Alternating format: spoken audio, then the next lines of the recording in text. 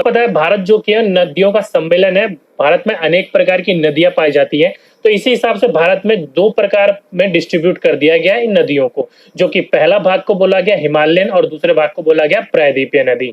तो हिमालय नदी देखिए वो नदी होती है जो कि हिमालय से निकलती है, तो उसको हिमालय नदी बोला जाता है। और प्रायद्वीपीय नदी वो होती है जो दक्षिण भारत की तरफ निकलती है, उसको प्रायद्वीपीय नदी कहा जाता है। ओके, तो हिमालय देखिए आपको पता भी होगा जो कि इस तरफ से यहाँ से लेके ये आपकी जो वैलीज है वो हिमालय की ये वाली है। ओके, तो ये तीनों जो वैली है वो आपकी हिमालय में गिनी जाती है। तो यहीं पर एक तिब्बत के इलाके में एक इलाका पड़ता है मानसरोवर। ओके, और एक बात यहाँ पर भी ध्यान रखिएगा, जो भारत को दो भागों में डिस्ट्रीब्यूट करते हैं, यानी कि नदी जो की है वो छोटी नदी जाकर किसी न किसी सागर या बड़ी नदी से जाकर मिलती है।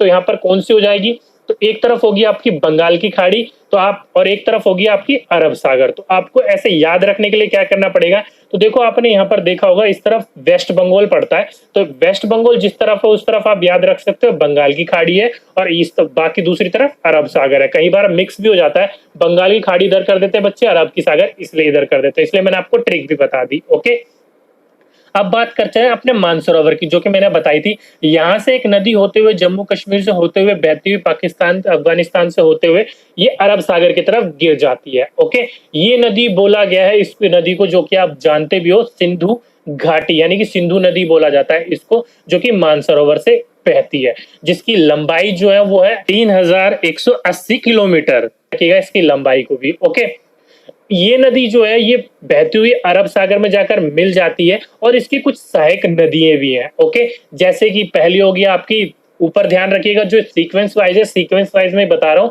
और उसी को ही आप ध्यान रखिएगा।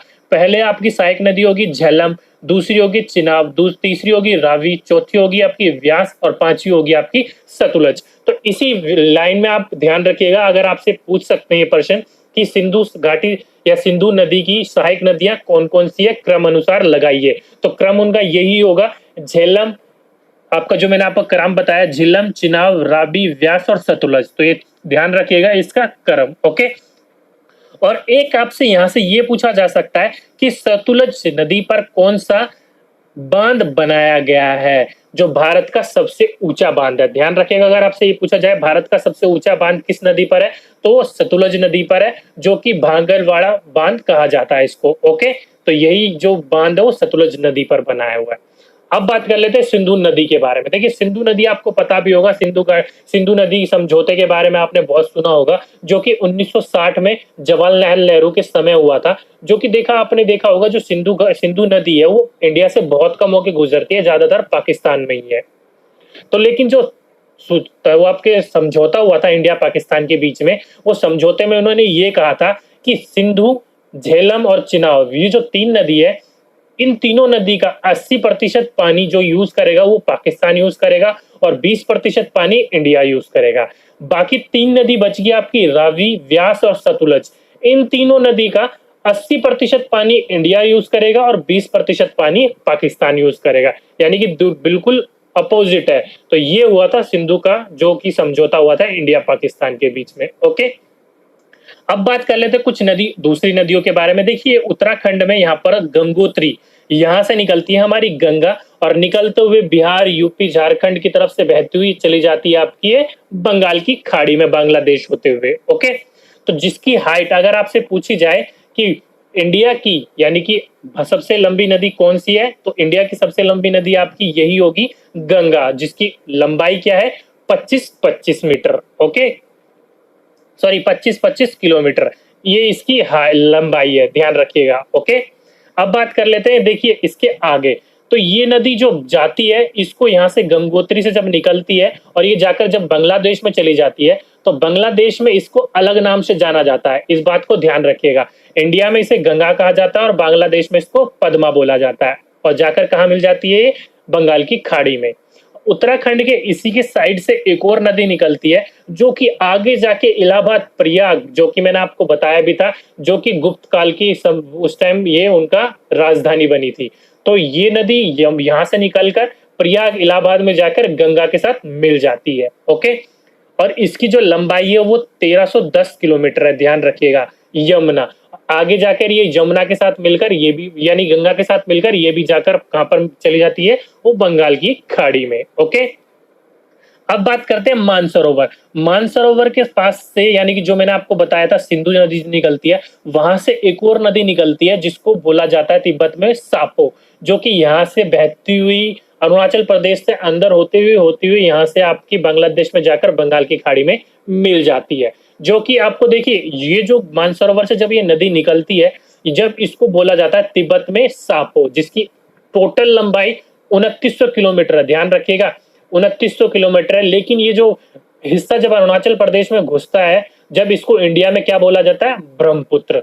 तो ध्यान रखिएगा इसको तिब्बत में बोला जाता है सापो, इंडिया में घुसने के बाद इसको इंडिया में बोला जाता है ब्रह्मपुत्र। जब इंडिया में ये प्रवेश करती है तो इंडिया में इसका टोटल 915 किलोमीटर का हिस्सा ही आता है। ओके, बाकी सारा हिस्सा कहाँ आ जाता है, वो सापो के अंदर ही रहता है, यानी कि तिब्बत में रहता है। और जब ये भारत से निकल कर बांग्लादेश में जाती है तो बांग्लादेश में इसको अलग नाम से जाना जाता है, जो कि बांग्लादेश में इसको बोला जाता है जमुना।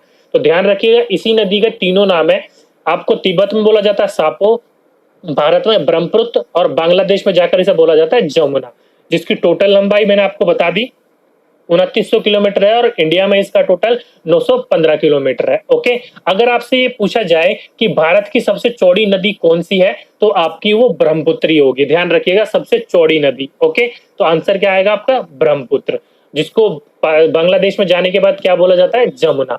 तो ये जाकर नदी मिल जाती है किससे, जो कि हमारी इंडिया से जो जा रही थी गंगा, उसी से जाकर ये लास्ट में मिल जाती है। जब ये बाद में जब वहां जाकर मिलती है तो वहां पर जाकर इसको क्या बोला जाता है, बांग्लादेश में मेघना। ध्यान रखिएगा इस नाम को। जब गंगा निकलकर बांग्लादेश में जाती है तो गंगा को बोला जाता है पद्मा, और जब ये जो सापो निकलकर इंडिया में आती है उसे ब्रह्मपुत्र, इंडिया से निकलकर जब जाती है बांग्लादेश में तो जमुना, और जमुना यानी कि ये नदी और गंगा नदी जब दोनों मिलती है उस मिलने को बोला जाता है मेघना, यानी कि मिलने के बाद उसको बोला जाता है मेघना। ओके, और ये दोनों मिलकर बांग्लादेश में जो कि बंगाल की खाड़ी में जाकर गिरती है तो वहां पर एक बड़े डेल्टा का निर्माण करती है, जो कि डेल्टा आपने सुना भी होगा, सुंदरबन डेल्टा। तो ये सबसे बड़ा डेल्टा है वर्ल्ड का, जो कि सुंदरबन डेल्टा है, बांग्लादेश और इंडिया के हिस्से में आता है। ओके, तो ये होगी आपकी टोटल आपकी ऊपर हिमालयन नदी के बारे में। कुछ नदी एक दो और बता देता हूं, जैसे कि यहाँ पर देखो आपकी अरावली है, अरावली पर्वत आपको पता भी होगा, जो कि दिल्ली इस पर स्थित है, और सबसे ऊंची चोटी अरावली की कौन सी है, और रायसेना हिल है, और सबसे प्राचीन पर्वत भी बोला जाता है इसको। और रायसेना हिल पर हमारा क्या बन रखा है, जो कि राष्ट्रपति भवन बन रखा है, मैंने आपको प्रश्न बताया भी था। ओके, यहाँ से एक नदी निकलती है जिसका नाम है लूनी। ध्यान रखिएगा इससे एक क्वेश्चन पूछा जाता है, ये लूनी नदी जब निकलती है ये ना ही किसी बड़े सागर में जाकर मिलती है, ना ही बड़े किसी नदी में जाकर मिलती है। ओके, ये कच्छ के तल में जाकर लुप्त हो जाती है। ध्यान रखिएगा आपसे एक प्रश्न यहाँ से ये बन सकता है कि कच्छ के तल में जाकर कौन सी नदी लुप्त हो जाती है, तो वो लूनी नदी है। ध्यान रखिएगा। ओके, ये होगी आपकी सारी ऊपर हिमालयन नदी के बारे में बात। ओके, अब मैंने आपको जो बताया गंगा की सहायक नदी कौन सी है, जमुना, और इसके अलावा बहुत और भी सहायक नदियां हैं, जैसे कि आपके यहाँ पर जो कि ये यमुना, ये गंगा की, जैसे कि आपकी शोक नदी होगी बिहार की, जो कि मैंने आपको बताया था, कोसी, ऐसे करके छोटी मोटी नदियां बहुत है इस तरह से मिलती हैं, लेकिन उसके बारे में इतने प्रश्न नहीं पूछे जाते। जो मेन थी वो मैंने आपको बता दी। एक नदी और यहाँ से बहती हुई निकलती है जो कि जमुना की, ध्यान रखिएगा, वो जमुना की सहायक नदी है, जो कि जिसको बोला जाता है आप उसको बलवा। ओके, ध्यान रखिएगा वो यमुना की सहायक नदी है। इसके बारे में इतना विस्तार में नहीं बताऊंगा क्योंकि पूछा भी नहीं जाता। अब बात कर लेते हैं हम प्रायद्वीपीय नदियों के बारे में, जो कि नीचे है। सबसे पहले नदी हम बात करेंगे उन 3 नदियों के बारे में, जो कि यहाँ पर एक राज्य पड़ता है छत्तीसगढ़, वहां पर एक जगह का नाम है अमरकंटक। वहां से 3 नदियां होकर तीनों दिशाओं में बहती है, जो कि एक बहती है आपकी पश्चिम की ओर, एक बहती है आपकी उत्तर की ओर, एक बहती है आपकी दक्षिण की ओर। तो पहले बात कर लेते हैं जो कि उत्तर की ओर बहकर आपकी गंगा में जाकर मिल जाती है, जिस नदी का नाम है सोन नदी। ध्यान रखिएगा आपसे अगर ये प्रश्न पूछा जाए कि अमरकंटक से वो कौन सी नदी है जो उत्तर की ओर बहकर गंगा में मिल जाती है, तो वो आपकी सोन नदी होगा। ओके, और यहाँ से एक नदी और बहती हुई जाकर अरब सागर में मिल जाती है, जिसका नाम है नर्मदा नदी। अगर आपसे पूछा जाए कि वह कौन सी नदी है जो पश्चिम की ओर बहकर अरब सागर में मिल जाती है या फिर पश्चिम की ओर बहती है, तो आपका आंसर होगा नर्मदा नदी। ध्यान रखिएगा। ओके, एक नदी और पश्चिम की ओर बहती है, इसके नीचे से ही बहती है, जो कि आपकी होती है तप्ती, ये भी जाकर अरब सागर में जाकर मिल जाती है, ध्यान रखिएगा। और इन नदी के बीच में एक पहाड़ी पाई जाती है जिसको बोला जाता है सतपुड़ा की पहाड़ी।